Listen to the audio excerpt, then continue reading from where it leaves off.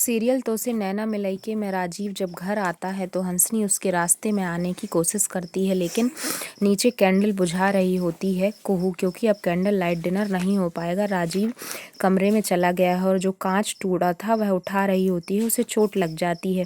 राजीव कमरे में आ जाता है तो कुहू कहती है कि आपको याद है हम यहाँ बैठकर कैंडल लाइट डिनर करते थे। तो राजीव कहता है मुझे कुछ याद नहीं है और वह बीच बिस्तर में सो जाता है। तो कुहू कहती है कि आप 3 साल पहले भी पूरे बिस्तर को कवर करके सोते थे। वह बोलता है हाँ। उसे एक रजाई उड़ा देती है। वह कहता है मैं रजाई नहीं ओढ़ता था 3 साल पहले।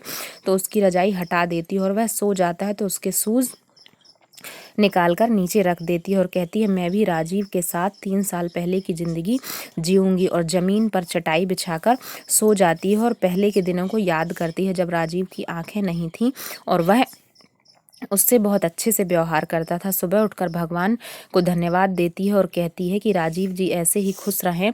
बुआ आकर पूछती हैं क्या हो गया, तो वह बताती है कि राजीव जी जैसे 3 साल पहले थे। बुआ जी बताइए। बुआ उन्हें बताने लगती हैं। यहाँ हंसनी सुबह तैयार होकर आती है और फिर से अपनी प्रताड़ना का नाटक करने लगती है।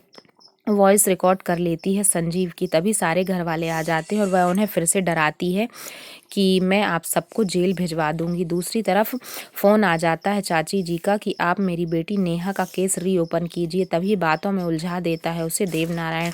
राजीव आता है तो वह फ़ोन काट देता है और राजीव कहता है कि आपने मेरे अंधे होने का फ़ायदा उठाकर मेरी ज़िंदगी को अंधकार में कर दिया है, और आपने ऐसा क्यों किया है, इसीलिए आप ये पीकर अपने गम भुला दीजिए और मैं अपने भी भुला देता हूँ। तभी हंसनी टकरा जाती है जानबूझकर राजीव से, और टकराने के बाद वह उसे बताती है कि आपके संजीव ने मेरे साथ धोखा किया है।